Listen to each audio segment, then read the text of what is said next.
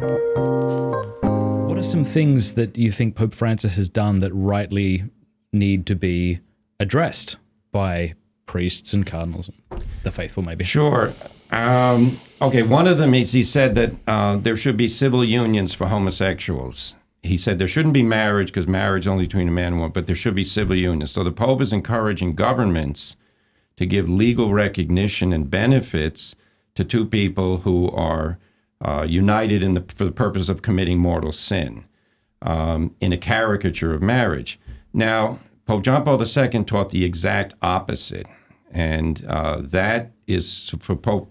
Now, Pope Francis didn't issue a document from Rome to say it. He said it in the course of an interview, but he said it twice, as far as I can remember. This is wrong. This is encouraging people to engage in homosexual activity, and that's not the job of any shepherd. So that is something that is seriously wrong, and it's very regrettable. It's a false view of compassion, which is to tell people, well, I know you're involved in sin, but we're going to give you some benefits so that you don't feel too bad about it. No, that's completely wrong. Other than the sexual issue, are there other things that he's done or said that you think need to be addressed? There are a couple of other things. He signed the Abu Dhabi statement with the imam, in which statement it said God wills all religions.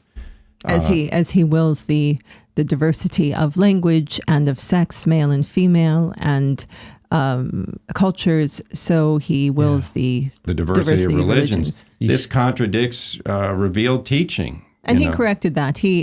During a Wednesday general audience, he noted that he was referring to the permissive will of God, rather than God's active will. Well, that's a good clarification. It's nice to see. Yes, but it happens during a Wednesday general audience, and the document is never amended, which it could easily be.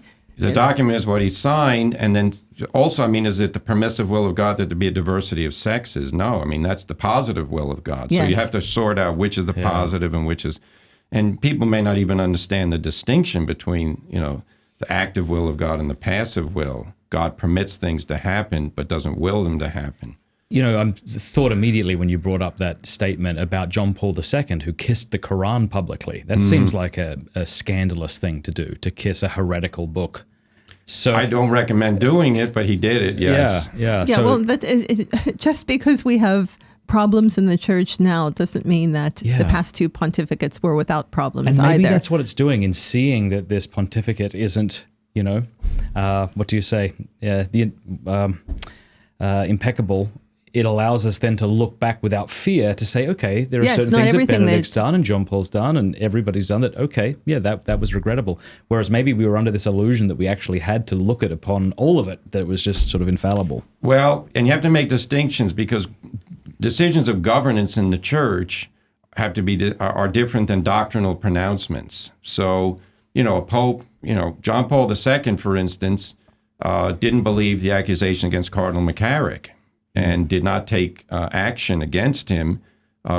Benedict did believe them, but he took private action. And Cardinal Burke and myself have said, you can't admit private canonical penalties for crimes that are, somewhat known. That's not how you act. That's not what canon law says. So that was a problem.